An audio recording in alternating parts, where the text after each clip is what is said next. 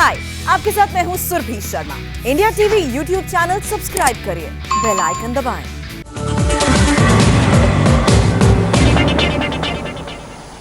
नमस्कार, मैं हूं पंकज भार्गव। दुनिया भारत की मदद कर रही है, मगर मोदी विरोधियों ने सबसे ज्यादा हल्ला इस बात का मचाया है कि विदेशों से आया सामान कहां गया, किन राज्यों को मिला और उसकी डिटेल कहां है। आज हम आपको पूरा जवाब देंगे, फैक्ट्स एंड फिगर्स के साथ। ऑक्सीजन टैंकर से लेकर रेमडेसिविर इंजेक्शन तक की डिटेल देंगे।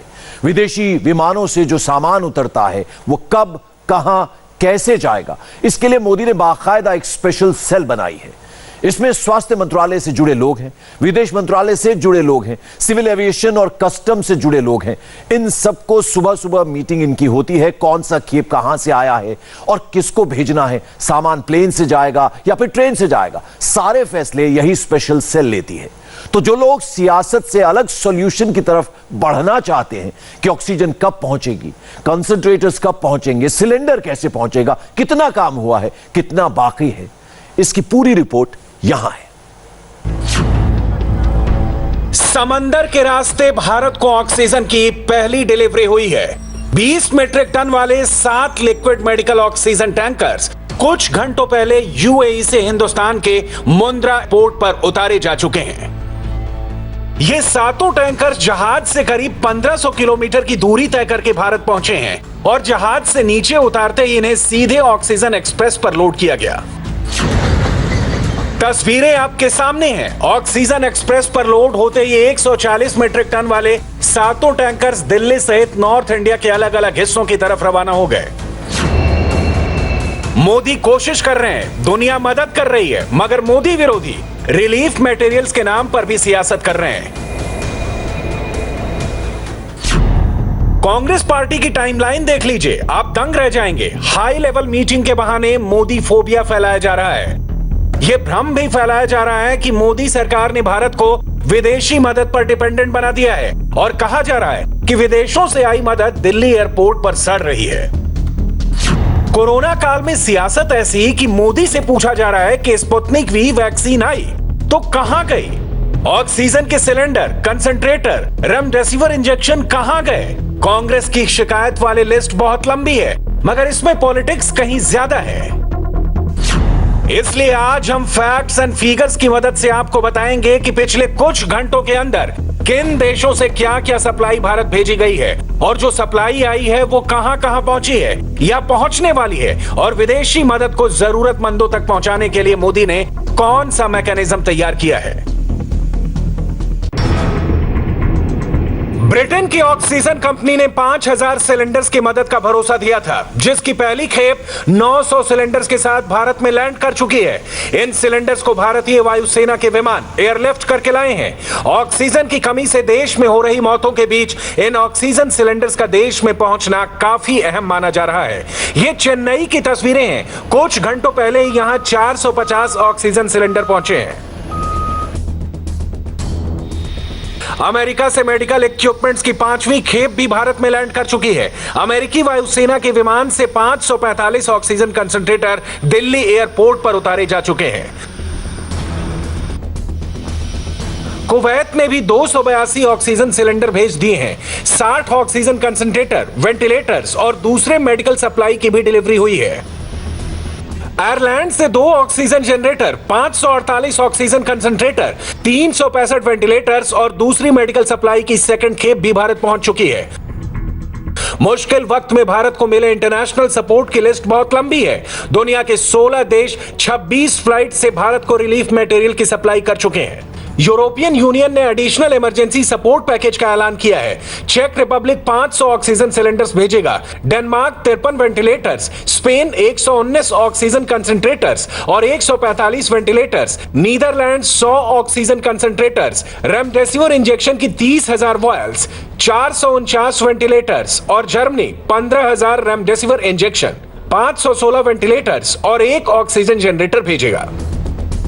अभी तक ब्रिटेन से 5 फ्लाइट, अमेरिका से 5 फ्लाइट, रूस से 2, मॉरिशस से 1, सिंगापुर से 1, यूएई से 1, आयरलैंड से 2, Romania, Thailand, Germany, Uzbekistan, France, Belgium, Italy और ताइवान से भी एक-एक फ्लाइट की लैंडिंग भारत में हो चुकी है। विदेशों से आ रही मदद की दिन रात रिपोर्टिंग की जा रही है। कौन सा सामान कहां से आ रहा है और कहां जा रहा है, एक एक तस्वीर पब्लिक डोमेन में है, एक एक इंफॉर्मेशन शेयर की जा रही है, सबकी डिटेल दी जा रही है। मगर अफवाह फैलाने वाला गैंग कभी यह फैलाता है कि विदेशों से आ रहे ऑक्सीजन कंसंट्रेटर्स को कस्टम की क्लियरेंस नहीं मिल रही। इसके जवाब में central board of indirect taxes and customs को जवाब देना पड़ता है कि यह सब झूठ है और हांगकांग से आई सप्लाई को कुछ घंटों में ही क्लियरेंस दे दी गई थी। ठीक इसी तरह राहुल गांधी अपनी टाइमलाइन पर वैक्सीन को लेकर भ्रामक बातें फैलाते हैं और सीरम इंस्टीट्यूट ऑफ इंडिया के पूनावाला को ट्वीट करके सही बात देश को बतानी पड़ती है। अब सवाल यह है कि जो लोग सिर्फ मोदी को बदनाम करने के लिए वैक्सीन से लेकर रिलीफ मटेरियल्स तक पर झूठ फैला रहे हैं, उस झूठ के पीछे का सच क्या है, अब आपको एक एक करके सारा सच बताते हैं। भारत सरकार ने सभी रिलीफ मटेरियल की सप्लाई के लिए एक प्रॉपर मैकेनिज्म बना रखा है। कस्टम विभाग को साफ निर्देश है कि कोरोना से रिलेटेड जो भी सप्लाई आएगी उसकी क्लियरेंस तत्काल प्रभाव से और कुछ घंटों के भीतर हो जानी चाहिए। ऐसी सप्लाई के क्लियरेंस को हाई प्रायोरिटी दी गई है। बाकायदा नोडल ऑफिसर को मॉनिटरिंग और क्लियरेंस की मेल आती है। क्विक एक्शन के लिए स्वास्थ्य मंत्रालय के एडिशनल सेक्रेटरी के अंडर एक सेल काम कर रहा है जो विदेशों से आ रही कोविड रिलीफ मटेरियल को बिना किसी देरी के रिलीज करता है। यह सेल 26 अप्रैल 2021 से ही एक्टिव है। इस सेल से जुड़े लोग हर रोज सुबह 9:30 बजे एक वर्चुअल मीटिंग करते हैं। विदेश मंत्रालय से मिली जानकारी के आधार पर स्वास्थ्य मंत्रालय से जुड़े लोग हर एस्पेक्ट पर बात करके आगे का काम करते हैं। ध्यान देने वाली बात यह है कि विदेशों से रिलीफ मटेरियल्स के आने की शुरुआत अप्रैल के आखिरी हफ्ते में ही हुई थी। दूसरी बात यह है कि विदेशों से आई मदद एक तरह का एडिशन है, क्योंकि भारत सरकार पहले से ही अलग अलग राज्यों को हर सुविधा मुहैया करा रही है और विदेशी मटेरियल्स को स्वास्थ्य मंत्रालय के सेल और नीति आयोग के जरिए पूरे कोऑर्डिनेशन के साथ बांटा जा रहा है। अब जो लोग ये सवाल उठा रहे हैं कि अगर ये सप्लाई हो रही है तो फिर ये जा कहां रही है, अब इसका जवाब देखिए। हेल्थ मिनिस्ट्री के स्टैंडर्ड ऑपरेटिंग प्रोसीजर के तहत विदेशों से आए एड संख्या में लिमिटेड हैं, इसलिए इक्विपमेंट से लेकर मेडिसिन तक उनके सही इस्तेमाल के लिए सबसे पहले उन राज्यों को चुना गया जहां कोरोना के हालात बेकाबू हैं। इसके तहत अलग अलग कैटेगरी के 24 आइटम्स को, जिनकी संख्या करीब 40 लाख है, उन्हें अलग अलग राज्यों के 86 इंस्टीट्यूशंस में डिस्ट्रीब्यूट किया गया। इनमें एक बड़ी संख्या BPAP मशीन्स की है, oxygen concentrator, oxygen cylinders, PSA, oxygen plants और पल्स ऑक्सीमीटर की थी। साथ ही साथ remdesivir injection, PPE kits, N95 mask और सर्जिकल गाउन्स भी भेजे गए। जिन राज्यों को अभी तक ये रिलीफ मटेरियल भेजे गए हैं उनमें आंध्र प्रदेश से लेकर असम, दिल्ली से लेकर गुजरात, झारखंड से लेकर महाराष्ट्र, ओडिशा से लेकर पंजाब और राजस्थान से लेकर बंगाल सहित देश के कुल 31 राज्यों के नाम शामिल हैं। अभी विदेशों से रिलीफ मटेरियल्स का आना नॉन स्टॉप जारी है और बाकी बचे हिस्सों में भी रिलीफ मटेरियल्स की सप्लाई इसी प्रोसेस के तहत होती रहेगी। मोदी की स्पेशल सेल पूरी मुस्तैदी के साथ काम कर रही है। यूएई से आए 7 लिक्विड मेडिकल ऑक्सीजन टैंकर्स को वहां के कस्टम ने सिर्फ 15 मिनट के भीतर क्लियरेंस दे दी थी। सबूत आपके सामने है। ठीक इसी तरह अबू धाबी से आए 600 सिलेंडर्स को भी क्लियरेंस देने में सिर्फ 13 मिनट का वक्त लगा था। इस ट्वीट से सब क्लियर है। मगर हर बात पर मोदी विरोध की सियासत ऐसी कि अपने अपने टाइमलाइन पर एजेंडा चलाने वाले सिर्फ फैक्ट्स एंड फिगर्स पर गुमराह नहीं करते, बल्कि विदेशों से भारत मंगवाए गए लिक्विड मेडिकल ऑक्सीजन टैंकर्स अलग अलग प्लांट से ऑक्सीजन रिफिल करवाकर जरूरी राज्यों तक पहुंचाए जाने और ऑक्सीजन एक्सप्रेस की सप्लाई चेन पर भी सवाल खड़े करते हैं। उसे फोटो ऑप कहते हैं, मगर रियलिटी क्या है ये देखने सुनने से उन्हें परहेज है। मगर सच्चाई आपके सामने है। दिल्ली को मंगलवार खत्म होने से पहले 244 टन ऑक्सीजन की सप्लाई होगी। ऑक्सीजन एक्सप्रेस की बदौलत 24 घंटे में दिल्ली में 450 metric ton liquid medical oxygen मिलेगा। अब बयान भी सुन लीजिए। जब ऑक्सीजन एक्सप्रेस से 6 tankers 120 metric ton liquid medical oxygen लेकर दिल्ली के ओखला पहुंचे। ऑक्सीजन 120 टन दुर्गापुर सिटी से यहाँ पे तुगलकाबाद में आई हैं, जो 8-15 पे यहाँ पे प्लेस कर दी गई हैं। इसके अंदर 15 वैगन है। 15 वैगन 3 वैगन पे कंटेनर लोड है। 3 वैगन में 6 कंटेनर हैं, इसमें 120 टन कंटेनर लोडेड हैं और 120 टन गैस है और ये दिल्ली गवर्नमेंट सप्लाई करेगी। यूपी की तस्वीर भी देख लीजिए। जब जमशेदपुर से 10 ऑक्सीजन टैंकर्स लखनऊ पहुंचे, ऑक्सीजन एक्सप्रेस की रफ्तार तेजी पकड़ रही है और यही इस वक्त की जरूरत भी है। भारत सरकार के सहयोग से माननीय मुख्यमंत्री जी का निर्देश था कि हम लोग ट्रेन से मूवमेंट फास्ट करें, तो ये जो ऑक्सीजन सिलेंडर हैं जमशेदपुर से आए हैं। लिंडे जो कंपनी है उन्होंने 10 सिलेंडर बड़े बड़े कंटेनर्स भेजे हैं। ये लगभग 10 टन के कंटेनर हैं। इसमें लगभग 80 मेट्रिक टन जो है हमारे पास ट्रेन से ये आई है ऑक्सीजन। ये कल शाम को चली है 5 बजे और आज दिन में 1 बजे के आसपास 1:30 बजे के आसपास तक आ गई यहाँ पे। तो बहुत जल्दी ये ट्रेन आई है। ट्रेन से लाने में एक तो निश्चितता रहती है, टैंकर को जो भेजने की ज़रूरत नहीं पड़ती है, हमारे पास टैंकर्स का जो प्रेशर है वो इससे कम हो जाएगा। दूसरा, ये जो ट्रेन से अभी आई है इसको तुरंत टैंकर से उतार के कानपुर और लखनऊ हम लोग भेज रहे हैं। हमारी कोशिश है कि इसी तरह की टैंकर की ट्रेन हम लोग कानपुर और गाज़ियाबाद को भी चला दें। ये पहली बार एक्सपेरिमेंट इस तरह के टैंकर से किया गया है और ये जो टैंकर्स हैं हमको आवंटित हुए हैं, हम इसको जल्दी करेंगे। आज ऑक्सीजन की जो उपलब्धता 784 मेट्रिक टन हमारे उत्तर प्रदेश के लिए की गई है, तो ये 784 मेट्रिक टन जो की गई है रिकॉर्ड है। कल ये करीब 730-740 मेट्रिक टन थी, आज रिकॉर्ड 784 की गई है। अगले 2-3 दिन में इसी तरह से अगर हम लोग ट्रेन की चलाने में सफल रहेंगे, अभी आप देखेंगे इसको उतारने के लिए भी टेक्नोलॉजी का इस्तेमाल करना होता है, उसको करेंगे तो ये तेज़ी से सफल होगा, तो हमारे ऑक्सीजन की व्यवस्था में काफ़ी सुधार हो जाएगा। हम ये भी आपको बता दें, हम रोड से टैंकर भेज रहे हैं, ट्रेन से टैंकर्स भेज रहे हैं, ट्रेन से अब ये कंटेनर भेज रहे हैं और साथ ही साथ हवाई जहाज से, एयरफोर्स के हवाई जहाज से, रक्षा मंत्रालय के सहयोग से हम लोग टैंकर्स फ्लाई भी करके रांची और बंगाल ले जा रहे हैं। तो हर तरह से कोशिश की जा रही है कि ऑक्सीजन की व्यवस्था में सुधार हो। अभी तक 27 oxygen express 1585 metric ton liquid oxygen की सप्लाई कर चुकी हैं। 6 ऑक्सीजन एक्सप्रेस 33 टैंकर्स में 463 metric ton liquid medical oxygen लेकर हरियाणा, मध्य प्रदेश, उत्तर प्रदेश और दिल्ली के रास्ते में है और यह सिलसिला नॉन स्टॉप जारी है। ऑक्सीजन की कमी या किसी दूसरी जरूरी चीज की कमी से लोगों की जान न जाए, इसके लिए युद्ध स्तर पर काम चल रहा है। मोदी की special cell non stop active है। इस लड़ाई को लड़ने के लिए मोदी ने होल ऑफ गवर्नमेंट वाला अप्रोच लगाया है, जिसमें केंद्र और राज्य दोनों मिलकर मुश्किल वक्त का सामना कर रहे हैं। मगर कुछ लोग हैं जिन्हें इसमें भी तकलीफ है। और आज कोरोना के सबसे ज्यादा खतरनाक आंकड़े बिहार से आए हैं और इसलिए वहां लॉकडाउन लगाया गया। बिहार में नए केसेस 15,000 तक पहुंच चुके हैं और ये 24 घंटे में करीब 30% का इजाफा है। 105 लोगों की जान भी गई है। गुजरात में भी केस बढ़े हैं। आज ही 131 लोगों की जान जा चुकी है। इसलिए अभी कोरोना को लेकर 2 बड़े चैलेंज हैं, जिसे लेकर पूरे इंडिया में पैनिक फैला हुआ है। इस रिपोर्ट को देखिए और समझिए कि इस वक्त देश की जनता का फोकस किन 2 चीजों पर बना हुआ है। एक लाइन ऑक्सीजन सिलेंडर के लिए लगी है, दूसरी लाइन वैक्सीन के लिए लगी है। इस वक्त इनमें से किसी भी लाइन में खड़ा होना सबसे ज्यादा खतरनाक है, लेकिन लोग मजबूर हैं। ऑक्सीजन नहीं लेंगे तो घर में सीरियस हालात में पड़ा मरीज दम तोड़ देगा। वैक्सीन नहीं लेंगे तो कोरोना से लड़ने की इम्यूनिटी नहीं मिलेगी, खतरा बढ़ता रहेगा। लोग चौराहे पर खड़े हैं, ऐसे में लोग करें क्या? दिल्ली के लिए छोटी राहत की खबर है।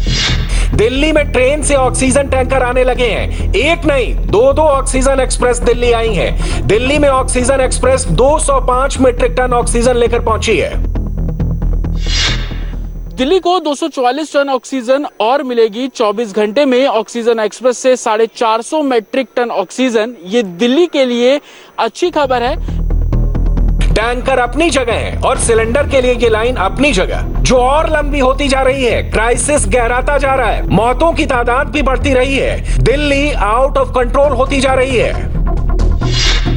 इस वक्त मैं मायापुरी इंडस्ट्रियल एरिया इलाके में हूँ, जहाँ पर यह तस्वीर आपको हैरानी में डाल सकती है। यहाँ पे जो लाइन में लोग खड़े हैं, ये 24 घंटे से ज़्यादा का वक्त गुजर चुका है, लेकिन इन सभी लोगों को ऑक्सीजन नहीं मिल रहा है। ये ऑक्सीजन सिलेंडर की लाइन आप देखें, ये काफ़ी लंबी लाइन है, करीब यहाँ से 500 मीटर दूर तक लाइन है, जहाँ पर लोग रात में ही आ जाते हैं और सुबह तक इंतज़ार करते हैं, शाम तक इंतज़ार करते हैं। ऑक्सीजन सिलेंडर रिफिल ना होने की दशा में फिर दोबारा लाइन में लगते हैं, लेकिन दर दर की ठोकरें खाने और भटकने के बाद भी ऑक्सीजन रिफिल नहीं हो पा रहा है। ये तस्वीर हैरान करने वाली है। गैस नहीं मिल रही है, पेशेंट का क्या हाल होगा? यहाँ से सुबह से आ रखे हम, परेशान है। 2-2 दिन हो गए लगे हुए लाइन के अंदर। कहाँ मिल पा रहा है? देखिए ना, कटोरे लेके खड़े हुए, क्या मिल रहा है? दोपहर 1 बजे से खड़े हैं बच्चे यहाँ लाइन में, और अब जब नंबर आ गया इन्होंने डॉक्यूमेंट ले लिए और ये बोल रहे हैं कि हॉस्पिटल को सप्लाई जा रही है, जबकि हमारा मरीज स्ट्रक्चर पे 3 दिन से पड़ा हुआ है और कहीं कहीं से लाके दे रहे हैं। 40,000 का भी हमने ब्लैक में लिया है, और अब जब उनसे कह रहे हैं तो ये कह रहा है कि हॉस्पिटल को सप्लाई हो रही है इसलिए आपको नहीं देंगे। और पेपर सबके रख लिए हैं। तुमने सबके डॉक्यूमेंट किस लिए रख लिए जब तुमने उनको सिलेंडर नहीं देना है? तो मेरे पापा बीमार हैं, उनका ऑक्सीजन लेवल 60 और 70 के बीच में हो रहा है, लेकिन ये नहीं मान रहे। और मैं खुद हॉस्पिटल में थी अभी ग्लूकोज हटा के, और मैं खुद आयु चल के कि दे दे, लेकिन वो सुन ही नहीं रहा है। जो एडीओ वो बातें नहीं कर रहा किसी से। हॉस्पिटल में स्ट्रक्चर पे उनको हॉस्पिटल में बेड ही नहीं मिला, क्योंकि कहीं बेड मिल ही नहीं रहा है उनको, तो वैसे ही लिटा के वहाँ पर वहीं ऑक्सीजन लगा रखी है। 4 रोज हो गया या खरे खरे सर, कागज जब्त कर लिया सर। और क्या, संडे से लगा हूँ सर। उस दिन तो वैसे नहीं था, लाइन आते आते खत्म हो जाता है, कहानी वहाँ बंद कर देता है, क्लोज कर देता है। पीछे से हॉस्पिटल वाले के दे देते हैं, प्राइवेट के हॉस्पिटल वाले सबके बेच देते हैं, बाद बाकी एमपी विधायक सबके देते हैं। दिल्ली हाई कोर्ट ने ऑक्सीजन को लेकर सरकार पर बहुत सख्त टिप्पणी की है। हाई कोर्ट ने केंद्र सरकार से कहा है कि आप आंख बंद कर सकते हैं, हम नहीं कर सकते। दिल्ली हाई कोर्ट ने additional solicitor general Chetan Sharma से कहा कि ऑक्सीजन का मामला एक भावनात्मक मामला है, जिंदगी दांव पर लगी हुई है। कोर्ट ने केंद्र सरकार से कहा कि आपके खिलाफ अवमानना की कार्रवाई क्यों नहीं की जानी चाहिए। अब बहुत हो चुका है, रास्ता तलाशना होगा और जवाब के तौर पे ना नहीं सुनेंगे। दिल्ली सरकार ने आरोप लगाया है कि उसे जरूरत भर की ऑक्सीजन नहीं मिल रही है, टैंकर्स का सही इस्तेमाल नहीं हो रहा है। दिल्ली हाई कोर्ट ने कहा कि सुप्रीम कोर्ट के आदेश के मुताबिक केंद्र सरकार को 700 मीट्रिक टन ऑक्सीजन राजधानी दिल्ली को देनी होगी। अब तक जो राजधानी दिल्ली को 490 मीट्रिक टन ऑक्सीजन देने का भरोसा दिया गया था, वो भी अभी तक नहीं मिली है। साथ ही कोर्ट ने कहा कि अगर महाराष्ट्र में ऑक्सीजन की खपत कम है तो वहां से टैंकर राजधानी दिल्ली में मंगवाए जा सकते हैं। दिल्ली में ऑक्सीजन की डिमांड अस्पतालों के अलावा आम लोगों के घरों से हो रही है, जहां मरीजों को घर पर ऑक्सीजन की जरूरत है। दिल्ली में ऑक्सीजन की कमी को लेकर इतनी दहशत क्यों है? दिल्ली के कोरोना फिगर्स इसकी तस्वीर साफ कर देंगे। 3 मई को दिल्ली में 18,000 से ज्यादा नए केस सामने आए, लेकिन एक दिन में 448 लोगों की जान चली गई। हालांकि ये 18,000 केस तब सामने आए जब 61,000 ही टेस्ट हुए। इसके मायने ये हैं कि दिल्ली में अब भी टेस्ट हो तो हर तीसरा व्यक्ति कोरोना पॉजिटिव है।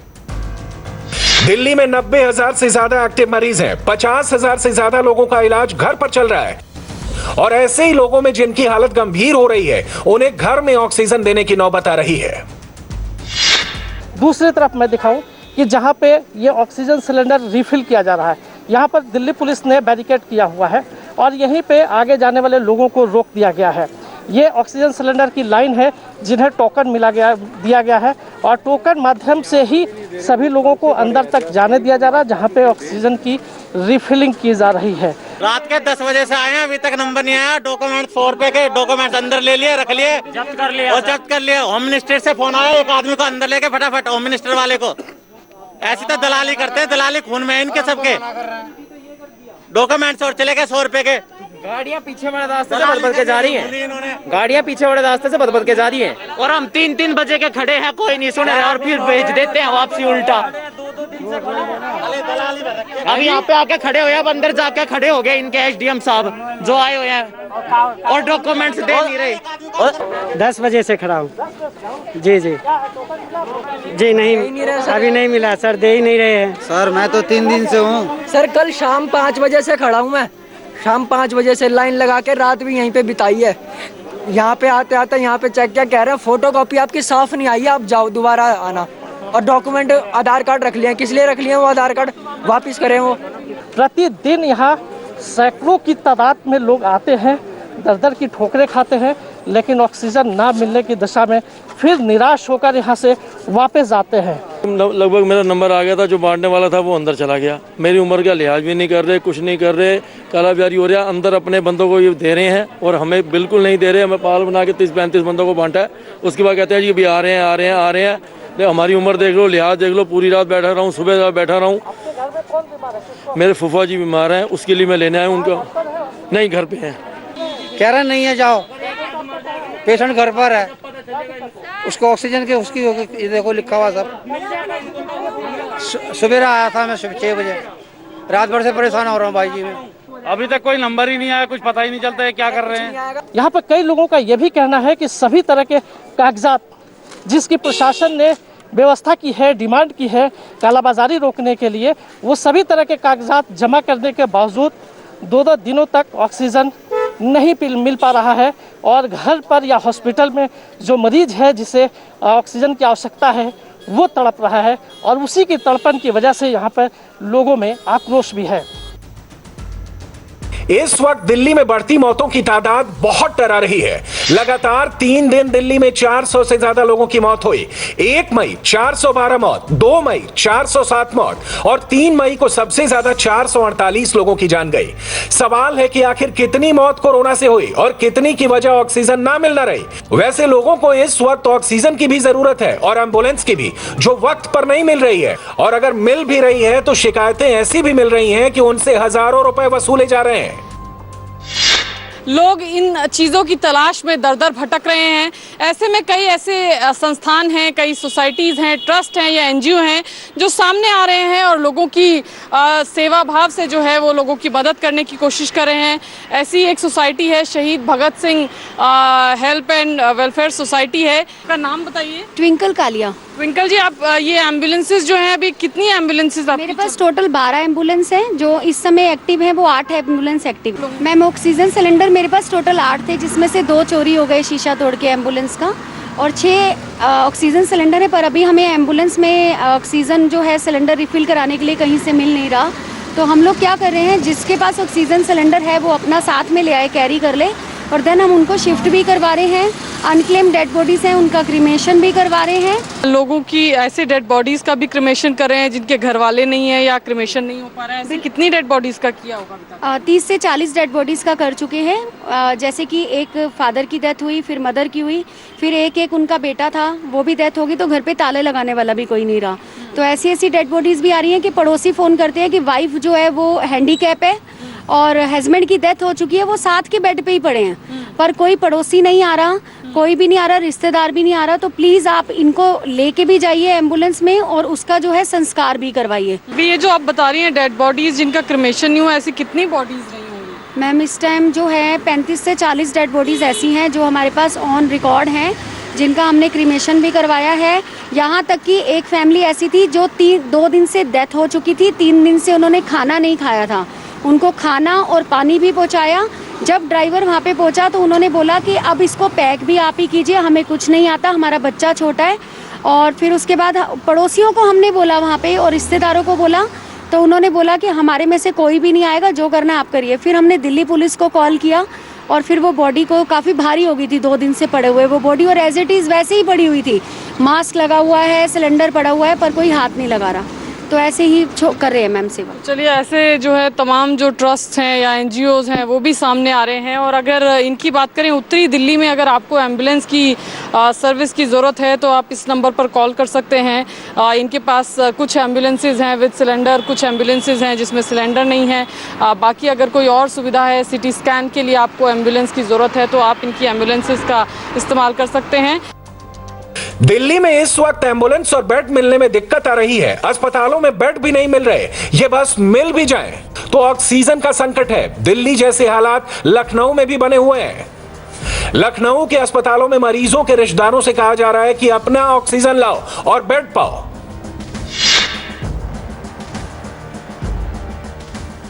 लखनऊ का ये देवा रोड का इलाका है और ये ऑक्सीजन रिफिल प्लांट है, जहां पर अभी भी हमें लोग कतार में खड़े दिख रहे हैं। दूर तक ऑक्सीजन सिलेंडर्स की लाइन हमें दिखाई दे रही है। काफी दूर यहाँ से सड़क है, वहां भी ऑक्सीजन सिलेंडर्स रखे हैं। बहुत सारे लोग हैं जो अस्पताल से आए हैं और इनका कहना है कि अस्पतालों में ऑक्सीजन नहीं है, जिसकी वजह से ये यहाँ पर आए हैं। कब से आप यहाँ खड़े हैं? रात के 9 बजे से।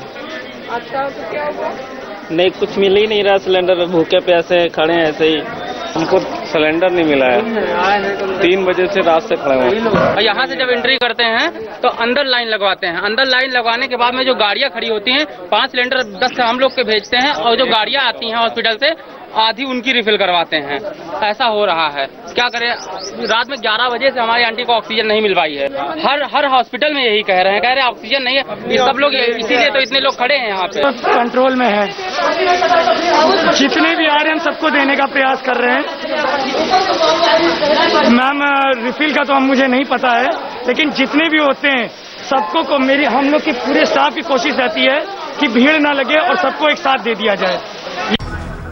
ऑक्सीजन की सप्लाई, उसकी शॉर्टेज और लोगों की लाइन आपने देख ली। अब एक और लाइन देखिए जहां ऐसी ही टेंशन देखी जा रही है। यह है वैक्सीनेशन की लाइन। गुजरात के सूरत से आया ये वीडियो देखिए। यहां एक वैक्सीनेशन सेंटर में टोकन बांटने के दौरान क्या हंगामा हो रहा है। ये तस्वीरें बेचैन करने वाली हैं। जो लोग कोरोना से बचने के लिए यहां आए हैं, वो वैक्सीन लगने से पहले ही एक दूसरे को संक्रमित कर सकते हैं।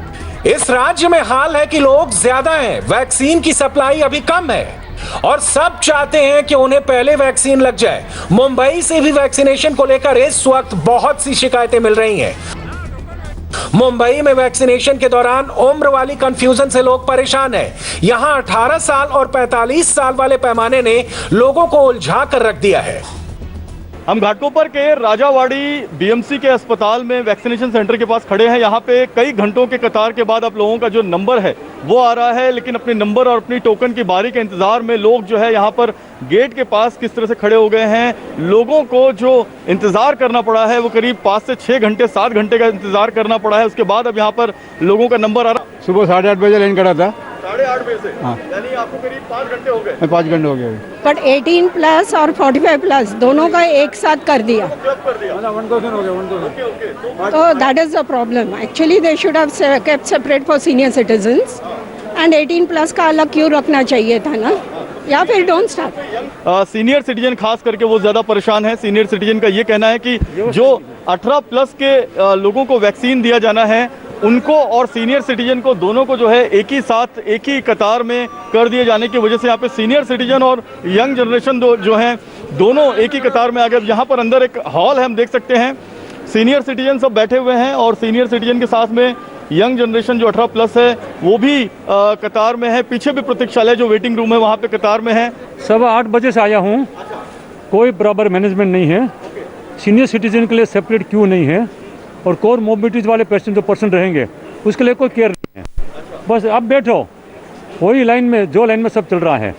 अच्छा, दूसरा बात है सीनियर सिटीजन के लिए भी कभी ऑनलाइन में बुकिंग नहीं है, रजिस्ट्रेशन हो नहीं रहा है। मतलब यहाँ पे सुबह में 7 बजे 8 बजे लाइन में आके खड़े रह जाओ, 500 नंबर होगा तभी तक मिलेगा, नहीं है तो वापस चले जाओ दूसरे दिन आने का। कोई व्यवस्था नहीं है। अभी मेरा नंबर नहीं आया है, अभी कम से कम और 1 घंटा लग जाएगा।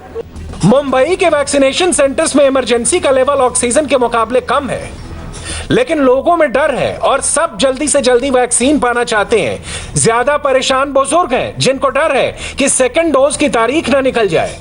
इस वक्त हम हैं कूपर अस्पताल के टीकाकरण केंद्र के बाहर। सुबह से ही यहाँ पर बड़ी संख्या में आम लोग टीका के लिए आए हुए हैं। कुछ कह नहीं रहे, ऐसे ही लाइन में खड़े रखा है धूप में सबको, ना ही टोकन देते सर करते क्या, कुछ सही नहीं है। दूसरा है अपॉइंटमेंट, दूसरा डोज लेना है। दूसरा डोज है। आप लोग के लिए भी कोई अलग से ऐसा रास्ता नहीं, जैसे बाकी सेंटर्स पे हम देख रहे हैं वहाँ पे अलग रास्ता वैसे नहीं है, कुछ नहीं किया है सुविधा। उन लोग सिर्फ धूप में खड़ा करते हैं। क्या गवर्नमेंट करती है समझ में नहीं आता है। 11 बजे से ही खड़े हैं, टोकन नहीं मिला है। टोकन नहीं मिला है, वो लोगों ने टोकन बंद कर दिया है। और वैक्सीनेशन संकट के बीच मुंबई से सुकून देने वाली खबर देखिए ब्रेक के बाद। हाय, आई एम सुरभि शर्मा। खबरों से अपडेट रहने के लिए India TV YouTube channel subscribe करिए, साथ में बेल आइकन जरूर दबाएं। जुड़े रहें इंडिया टीवी के साथ।